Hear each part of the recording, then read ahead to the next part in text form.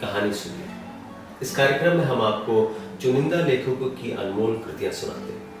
आज इसी कड़ी में आइए सुनते हैं प्रेमचंद जी का लिखा रंगीले बाबू। प्रेमचंद हमारे देश के प्रमुखतम रचनाकारों में से एक है। इतने प्रमुखतम कि सन 1918 से लेकर 1936 तक के संपूर्ण काल को प्रेमचंद युग के नाम से जाना जाता है। आइए सुनते हैं रंगीले बाबू। बाबू रसिकलाल को मैं उस वक्त से जानता हूं जब वो लॉ कॉलेज में पढ़ते थे। मेरे सामने वो वकील हुए और आनंद फानंद चमकने लगे। देखते देखते बंगला बन गया, जमीन खरीद ली, शहर के रईसों में शुमार होने लगे। लेकिन मुझे न जाने क्यों उनके रंग ढंग बहुत कुछ जचते न थे। मैं ये नहीं देख सकता था कि भला कोई आदमी खामखा टेढ़ी टोपी लगाकर, सुरमा लगाकर, मांग निकालकर, मुंह को पान से फुलाकर, गले में मोतियां या पीले के गजरे डाले, पंजेब का चुन्नटदार कुर्ता और महीन धोती पहने बाजार में फोटो की ओर ताक झाक करता ठट्ठे मारता निकले। मुझे उससे चिढ़ हो जाती। वो मेरे पास म्युनिसिपल मेंबरी के लिए वोट मांगने आए तो कभी न दूं। उससे याराना निभाना तो दूर, भले आदमी को जरा गंभीर, सादगी, पसंद देखना चाहता हूं। अगर मुझे किसी मुकदमे में वकील करना पड़े तो ऐसे आदमी को कभी न करूं, चाहे वो रास बिहारी घोष ही क्यों ना हो। रसिकलाल इसी तरीके के रंगीले आदमी हैं। उनकी तर्क शक्ति भी ऊंचे दर्जे की, मानता हूं। जिरे भी अच्छी करते, ये भी मुझे स्वीकार है। लेकिन सीधी टोपी लगाने और सीधे चाल चलने से उनकी वकालत कुछ ठंडी न पड़ जाएगी। मेरा तो ख्याल ये है कि बागपन छोड़कर भले आदमी बन जाए तो उनकी प्रैक्टिस दूनी हो सकती है। लेकिन अपने को क्या पड़े कि किसी की बातों में दखल दे। कभी उनका सामना हो जाता है तो मैं दूसरी ओर ताकने लगता हूँ या किसी गली में हो रहता हूँ। मैं सड़क पर उनसे बातें करना मुनासिब नहीं समझता। क्या हुआ, वो नामी वकील है और मैं बेचारा स्कूल मास्टर हूँ। मुझे उनसे किसी तरह का द्वेष नहीं है। उन्होंने मेरा क्या बिगाड़ा जो मैं उनसे जलूं? मेरी तो वो बड़ी इज्जत करते हैं। अपनी लड़की की शादी में मैं उनसे दरिया और दूसरा सामान मांगने गया था। उन्होंने 2 ठेले भर दरिया, कालीने, जाजिम, चौकियां, मसनदें भेज दी। मुझे उनसे जरा भी द्वेष नहीं। बहुत दिनों के परिचय के नाते मुझे उनसे स्नेह है, लेकिन बस उनका ये बातपन मुझे अच्छा नहीं लगता। वो चलते हैं तो ऐसा जान पड़ता है जैसे दुनिया को ललकारते चले।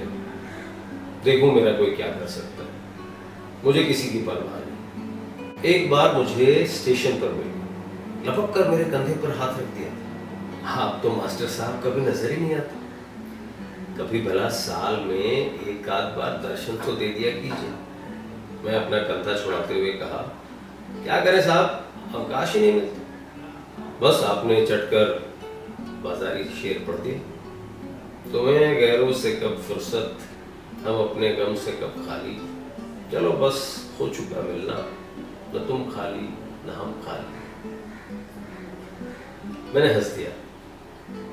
जो आदमी अपना लिहाज करे उससे कोई रुखाई कैसे करे? फिर बड़े आदमियों से बिगाड़ भी नहीं करना चाहता। न जाने कब अपनी गरज लेकर उनके पास जाना पड़े। लेकिन मुझे उनकी ये बेतकल्लुफ़ी कुछ अच्छी न लगी। और रसिक होना उस बागपन से भी बुरा है। शुष्क जीवन में जिसमें विनोद के लिए कोई स्थान ही ना हो, क्या वो जीवन? वन की शोभा हरे भरे सरस वृक्षों से है, सूखे हुए ठूंठों से नहीं। लेकिन मैं चाहता हूं कि आदमी जो कुछ भी करे छिपा कर करे। शराब पीना चाहते हो पियो, मगर एकांत में। इसकी क्या जरूरत कि शराब में मस्त होकर बहकते फिरो? रूप के उपासक बनना चाहते हो बनो, लेकिन इसकी क्या जरूरत कि वेश्याओं को दाएं बाएं बैठाए मोटर में अपने छैलपन का ढिढोरा पीटते चलो। रसिकता की भी एक उम्र होती है। जब लड़के जवान हो गए हो, लड़कियों की शादी हो गई, बाल पक गए हो, तो मेरे ख्याल से आदमी को कुछ गंभीर हो जाना चाहिए। आपका दिल अभी जवान है, बहुत अच्छी बात है। मैं तुम्हें इस बात पर बधाई देता हूँ। वासना कभी बुरी नहीं होती। मेरा तो अनुभव है कि उम्र के साथ वो और भी प्रौढ़ होती जाती है। लेकिन इस उम्र में कुलीने करना मुझे ओछापन मालूम होता है। सींग कटाकर बछड़ा बनने वाली मनोवृत्ति का मैं कायल नहीं। कोई किसी का क्या कर लेगा, लेकिन चार भले आदमी उंगली उठाए ऐसा काम तो क्यों करो। तुम्हें भगवान ने संपन्न बनाया है, बहुत अच्छी बात, लेकिन अपनी संपन्नता को इस विपन्न संसार में दिखाते फिरना, जो क्षुधा से व्याकुल है उनके सामने रसगुल्ले उड़ाना, इसमें न तो रसिकता है न आत्मीयता। रसिकलाल की बड़ी लड़की का विवाह था। मथुरा से बारात आई थी। ऐसे ठाठ की बारात यहाँ शायद ही कभी आई। बड़ी धर्मशाला में जन्मासा था। वर का पिता किसी रियासत का दीवान था। मैं भी बारातियों की सेवा सत्कार में लगा हुआ था। 1000 से कम आदमी न थे। इतने आदमियों का सत्कार करना कोई हंसी नहीं थी। यहाँ तो किसी की बारात में 150 आदमी आ जाते हैं तो उसकी खातिर अच्छे से नहीं हो पाता। फिर बारातियों के मिजाज का क्या कहना, तानाशाह बन जाते हैं। कोई चमेली का तेल मांगता है, कोई आंवले का, कोई केश रंजना, कोई शराब, कोई अफीम, साबुन, इत्र इत्यादि। 1000 आदमियों के खाने का प्रबंध करना कितना कठिन है मैं समझता हूँ। 20-25 हजार के तो वारे न्यारे हो चुके होंगे, लेकिन रसिक लाल के माथे पर शिकन तक ना है। वही बात पर, वही विनोद, वही बेफिक्री, न झुंझलाना न बिगड़ना। बारातियों की तरफ से ऐसी ऐसी बेहुदा फरमाइशें होती कि हमें गुस्सा आ जाता था। पाव आध पाव भांग बहुत है, ये पसेरी भर भांग लेने की क्या सूझी। जब सिनेमा के 100 अव्वल दर्जे के टिकटों की फरमाइश हुई तो मुझसे रहा न गया। रसिकलाल को खूब डांट बताई और उसी क्रोध में जनवासे की ओर चला कि एक एक को फटका लो। लड़की का ब्याह करने आए हैं या किसी की इज्जत बिगाड़ने। एक दिन बगैर सिनेमा देखे रहा नहीं जाता। ऐसे बड़े शौकीन हो तो जेब से पैसे क्यों नहीं खर्च करते। रसिकलाल खड़े हंस रहे थे। अरे भाई साहब, इतना क्यों बिगड़ रहे हो? ये लोग तुम्हारे मेहमान हैं। मेहमान 10 जूते भी लगाए तो बुरा ना माने। ये सब जिंदगी के तमाशे हैं। तमाशे में हम खुश होने जाते हैं, वहां भी रोना पड़े तो उसमें भी आनंद ही। लपक कर सिनेमा घर से 100 टिकटें ले आई। 100-200 रुपए का मुंह न देखिए। मैंने मन में कहा, मुफ्त का धन बटोरा है तो लुटाओ और ना। ये कोई सत्कार नहीं कि मेहमान की गुलामी की जाए। मेहमान उसी वक्त तक मेहमान है जब तक वो मेहमान की तरह है। जब वो रौब जमाने लगे, बेइज्जती पर आमादा हो जाए तो वो मेहमान नहीं, शैतान। इसके 3 महीने बाद सुना कि रसिकलाल का दामाद मर गया। वही जिसकी नई शादी हुई थी। सिविल सर्विस के लिए इंग्लैंड गया हुआ था, वहीं निमोनिया हो गया। ये खबर सुनते ही मुझे रोमांच हुआ। उसी वक्त की सूरत आंखों में दौड़ गई। कितना सौम्य, कितना प्रतिभाशाली लड़का था, और मरा जाकर इंग्लैंड में कि घर वालों देख भी न सके। और उस लड़की की क्या दशा होगी जिसका सर्वनाश होगी। हरे दयालु भगवान, और वारे तुम्हारी लीला। प्राणियों की होली बनाकर उसके लपटों का तमाशा देखते हो। उसी वक्त भागा हुआ मैं रसिकलाल के यहाँ पहुंचा, और उनकी सूरत देखते ही मन की ऐसी दशा हुई कि चिंगाड़ मारकर रो पड़ा। रसिकलाल आराम कुर्सी पर लेटे हुए थे। उठकर मुझे गले लगा लिया और उसी स्थिर, अविचलित, निर्द्वंद्व भाव से बोले, वाह मास्टर साहब, आपने तो बालकों को भी मात दी थी। जिनकी मिठाई कोई छीन कर खा जाए तो रोने लगते हैं। बालक तो इसलिए रोता है कि उसके बदले में कोई दूसरी मिठाई मिल जाए। आप तो ऐसी चीज के लिए रो रहे हैं जो किसी तरीके से मिल नहीं सकती। अरे साहब, यहाँ बेहया बनकर रहिए, मार खाते जाइए और मूंछों पर ताव देते जाइए। मजा तो तब है जब जल्लादों के पैरों तले आकर भी वही अकड़ बनी रहे। अगर ईश्वर है, मुझे तो कुछ मालूम नहीं, लेकिन सुनता हूँ कि वो दयालु है, और दयालु ईश्वर भला हृदय कैसे हो सकता है। वो किसे मारता है, किसे जलाता है, हमसे मतलब नहीं। उसके खिलौने हैं, खेले या तो हम क्यों उसके बीच में दखल दें। तो हमारा दुश्मन नहीं, न जालिम बादशाह है कि हमें सताकर खुश हो। मेरा लड़का घर में आग भी लगा दे तो मैं उसका दुश्मन तो नहीं बनूंगा। मैंने उसे पाल पोस कर बड़ा किया, उससे क्या दुश्मनी करूं? भला ईश्वर कभी निर्दयी हो सकता है? जिसके प्रेम का स्वरूप ये ब्रह्मांड है, अगर ईश्वर नहीं तो मुझे मालूम नहीं कोई और शक्ति है जिसे हमारी विपत्ति में आनंद मिलता है। तो साहब यहाँ रोने वाले नहीं। हाथों में ताकत होती और दुश्मन नजर आता तो हम भी कुछ जवामर्दी दिखाते। अब अपनी बहादुरी दिखाने का इसके सिवा और क्या साधन की मार खाते जाओ और हंसते रहो, अकड़ते जाओ। रोए तो अपनी हार को स्वीकार करेंगे, मार ले साले चाहे जितना मार ले, लेकिन हंसते ही रहेंगे। मक्कार भी है, जादूगर भी, छिप कर वार करता है, आ जाए सामने तो दिखाऊं। हमें तो उन बेचारे शायरों की यही अदा पसंद है जो कब्र में भी माशूक के पाजीब की झंकार सुनकर मस्त होते रहते हैं।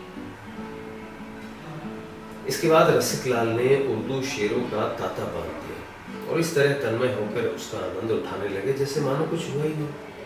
फिर बोले, लड़की रो रही है। मैंने कहा, ऐसे बेवफा के लिए क्या रोना जो तुम्हें छोड़कर चलता। अगर उससे प्रेम है तो रोने की कोई जरूरत नहीं। प्रेम तो आनंद की वस्तु है। अगर कहो क्या दिल नहीं मानता तो दिल को मनाओ, बस दुखी मत हो।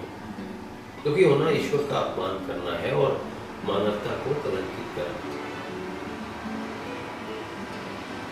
रसिक लाल का मुंह ताकने लगा। उन्होंने ये कथन कुछ ऐसे उदात्त भाव से किया कि एक क्षण के लिए मुझ पर भी उसने जादू कर दिया।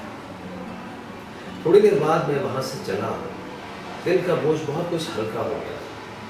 मन में एक प्रकार का साहस का उदय हो गया जो विपत्ति और बाधा पर हंस रहा था। थोड़े दिनों के बाद वहां से तबादला हो गया और रसिक लाल जी की कोई खबर नहीं मिली। कोई साल भर बाद एक दिन गुलाबी लिफाफे पर सुनहरे अक्षरों में छपा एक निमंत्रण पत्र मिला। रसिक लाल के बड़े लड़के का विवाह हो रहा। नवेद के नीचे कलम से आग्रह किया गया था कि अवश्य आइए, वरना आपसे बड़ी शिकायत रहेगी। आधा मजा जाता रहे। एक उर्दू का शेर भी था, इस शौके फिरावा की या रब, आखिर कोई हद भी है कि नहीं। इनकार करे वो या वादा, हम रास्ता देखते रहते। एक सप्ताह का समय था। मैंने नई रेशमी अचकन बनवाई, नए जूते खरीदे और खूब बढ़ कर चला। वधू के लिए एक अच्छी सी कश्मीरी साड़ी ली। महीनों एक ही जगह रहते और एक ही काम करते करते मन कुंठित सा हो गया। 3-4 दिन खूब जलसे रहेंगे, गाने सुनूंगा, दांते उड़ाऊंगा, मन भाल हो जाएगा। रेलगाड़ी से उतरकर वेटिंग रूम में गया और अपना नया सूट पहना। बहुत दिनों बाद नया सूट पहनने की नौबत आई थी और आज भी नया सूट पहनकर वही खुशी हुई जो बड़कपन में होती थी। मन कितना भी उदास हो, नया सूट पहनकर हरा हो ही जाता। मैं तो कहता हूँ बीमारी में बहुत सी दवाएं न खाकर हम नया सूट बनवा लिया करें तो कम से कम उतना फायदा तो जरूरी होगा जितना दवा खाने से हो जाता है। क्या ये बात कम है कि जरा देर के लिए आप अपने ही आंखों में कुछ ऊंचे हो लिए? मेरा अनुभव भी कहता है कि नया सूट हमारे अंदर एक नया जीवन डाल देता है। जैसे सांप किंचुल बदले या वसंत में वृक्षों के ऊपर नई कोपले निकल आए। स्टेशन से निकलकर मैंने तांगा लिया और रसिक लाल के दरवाजे तक पहुंचा। 3 बजे हो गए, लू चल रही थी, मुझ हंसा जाता था। द्वार पर शहनाइयां बज रही थी, बंदनवारी बंधी हुई थी। तांगे से उतरकर अंदर के सहन में पहुंचा। बहुत से आदमी आंगन के सहन के बीच घेरा बांधकर खड़े थे। मैंने समझा कि शायद जोड़े कहने की नुमाइश हो रही है।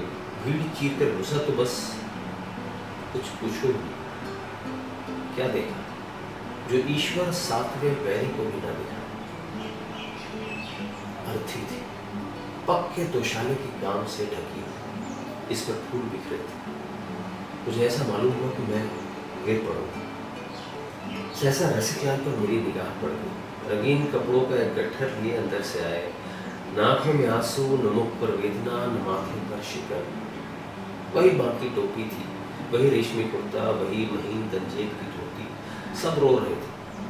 कोई मित्र था, कोई बंधु, और जो मरने वाले का बाप था वो उन डगमगाने वाली नौकाओं और जहाजों के बीच स्तंभ की भांति खड़ा था। मैं दौड़कर उनके गले से लिपट कर रोने लगा। वो पानी की बूंद जो पत्ते पर रुकी हुई थी, जरा सी हवा पाकर ढुलक गई। रसिक लाल ने मुझे गले से लगाते हुए कहा, आप कब आए? क्या अभी चले आ रहे? अरे वाह, मुझे खबर ही ना हो। शादी की तैयारियों में ऐसा फंसा कि मेहमानों की खातिर ही नहीं कर सकता। चलकर कपड़े उतारिए, मुंह हाथ धोइए, अभी बारात में चलना पड़ेगा। पूरी तैयारी के साथ चलिए। बैंड, बीन, ताशा, शहनाई, टफली सब कुछ होगा। घोड़े, हाथी, सवारियां सब कुछ मंगवाई। आतिशबाजी, फूलों के साथ सब धूम से चलेंगे। जेठे लड़के का ब्याह है, खूब दिल खोलकर करेंगे। गंगा के तट पर जन्माशा होगा।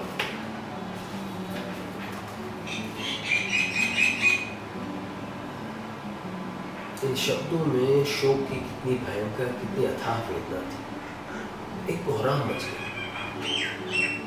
रसिक लाल ने लाश के सिर बेलों का मोर पहनाकर कहा, क्यों रोते हो भाइयों? ये कोई नई बात नहीं है।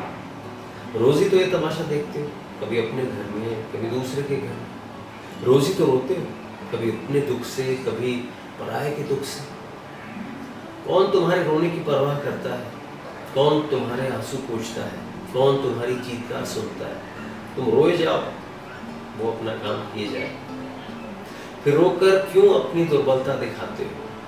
उसकी चोटों को छाती पर लो, हंसकर दिखा दो कि तुम ऐसी चोटों की परवाह नहीं करते।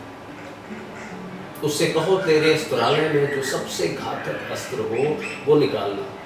ये क्या सुइयां सी चुप होता है? पर हमारी कोई दलील नहीं सुनती। न सुने, हम भी अपनी अकड़ न छोड़ेंगे। उसी धूमधाम से बारात निकालेंगे, खुशियां मनाएंगे। रसिक लाल रोते तो लोग उन्हें समझाते। इस विद्रोह भरी ललकार ने सबको स्तंभित कर दिया। समझाता कौन?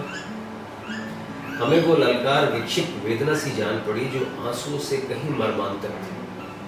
चिंगारी के स्पर्श से आंवले पड़ जाते।